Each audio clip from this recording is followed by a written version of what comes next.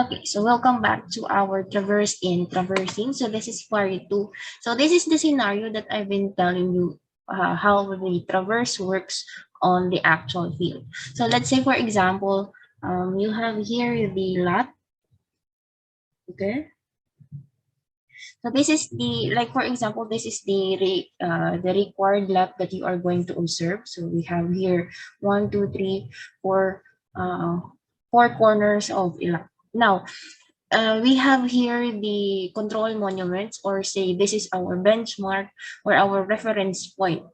So these reference points have its own coordinates. So meron siyang northing or esting, or shall we say it has a coordinates of x and y. So for this lot, yung data na meron tayo sa loting to is like for example, it has a certificate of title, then yung nakalagay lang ng certificate of title is the bearing and distance of the line. Like say, this is corner 1, 1 to 2, yung bearing and distance ng 1 to 2, bearing and distance 2 to 3, bearing and distance 3 to 4, and then 4 to 1. But we don't know the exact position of this lot. So, hindi natin alam. So, we need to assign coordinates of this light in reference to a certain reference point. So, what we are going to do is to create a traverse starting from our reference point with known position. Then, we are going to run our traverse here until we get our position in this area. Then we observe each corner of our lap. Okay, so let's have some examples. So the traverse in a nutshell is just like an imo aragian. So the traverse or the route that you are going to establish in order to observe every corner of the lot. And then by traversing, then we gather the coordinates from this point until doon sa ating lot. Then we can assign the x and y coordinates of each corner of the line. So let's have here. Okay, have here. So let's say, for example, we set up our instrument here at this point, so along the road, and then we took a backside. So we have two terms actually. We have the backside and then the foresight. So when I say backside, if you observe to the known station. So what we do this time, if we observe Tikadto, since my known position and not on backside, then that is a backside. And then we have here foresight. If we observe forward, in which yung ating i-observe is unknown. Okay? So let's say, for example, yung next station natin, yung ating next traverse station is here. Then we take a foresight here. Okay, so this is our foresight. Then after that, you can transfer now your instrument here. So itong instrument na to is a transfer natin dito sa ating na-establish na point. Set up natin siya.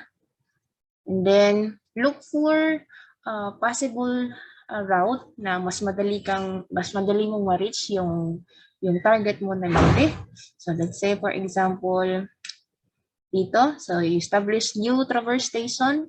Diba meron tayong station. Meron tayong traverse station. Meron din yung traverse line. Yung ating traverse line is ito yon. This is 1, 2, and so on. So, again, if you establish or you transfer the instrument in this position here, then you take a backside para lang ma-check kung tama ba yung reading ng instrument mo. Then if it's okay, pag yung back bearing or back azimuth is equivalent to the forward azimuth, then you are good to go. Then after that, you take another foresight to your new station. Pag tapos na, you set up the instrument again here. And then, maghahanap ka na muli ng bagong station. So, just assign lang kung saan pwede. So you can put a new station here. Pag visible naman, it's okay. Then you take a foresight. After that, you transfer the instrument here. And then, if possible to pass through here, then you can establish another station here. Then set up again another station, took a backside, foresight again.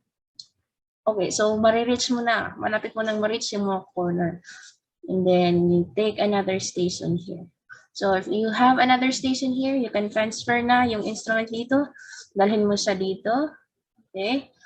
And transfer the instrument here. Then after that, if it's possible not to observe each corner, then you can conduct now a side shot. So you read the bearing and distance of each corner.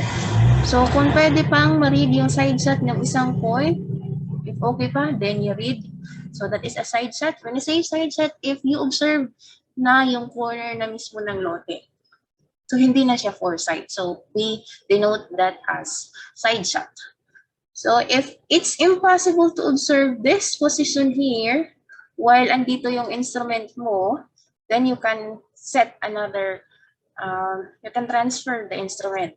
By doing that, you just establish another station. So you back. After that, you transfer the instrument here. Foresight muna sa ating new station. Transfer the instrument, then backside. After that, pwede mo nang ma-observe yung ating corner. Then, next corner. So, kung wala nang ibang corner, kung gusto mo pang i-observe yung mga like buildings doon, you can take a side shot here. Gusto mo i-observe yung kalsada, then you can take a side shots as many as you can. As many side shots as you can.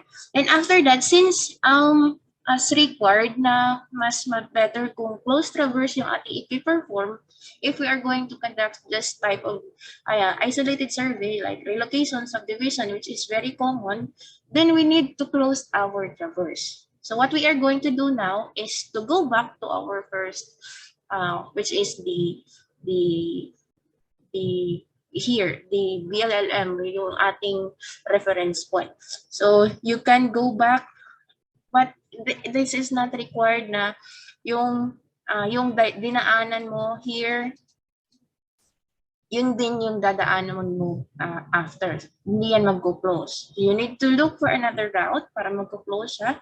You can establish station here, then foresight, transfer the instrument, then after that, pwede kang humanap ng ibang position. You can look here, take a foresight, take a backside, then after that, foresight ka sa bagong mong station, transfer the instrument here, maghanap ka ng ibang daan, yung pwede dito, and then you take a backside muna before ka mag foresight. Okay, then transfer the instrument here. So once you transfer the instrument here to a backside, then forward ka uli. So pwede nang dito.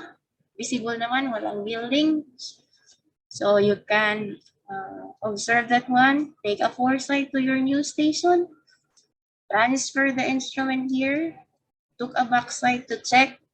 And then if it's visible na, then this will be your last. This is your last foresight. So the observation of your last foresight should be equal to the observed values during the first observation. So pag may discrepancy, you need to adjust the traverse, or kung sobrang laki na ng yung closure, pag hindi nag-close yung ating traverse, then we need to reconduct our traverse. So if there is a mistake between the conduct of the traverse, there is a possible na itong lote na to is mag-move. Imbis na ito yung location, if you're going to plot, pag erroneous na yung ating error, posibleng, so this is just exaggerated, posibleng dito na yung magiging position niya. Okay? Imbis na dito yung original, or mag-overlap na, dito siya, imbis na yung original is andyan lang sa gitna. So that is the worst case scenario will happen if your traverse is not close, and then there is error between the observation of the traverse. Okay, so just to be sure, you need to check every backside kung tama yung reading mo.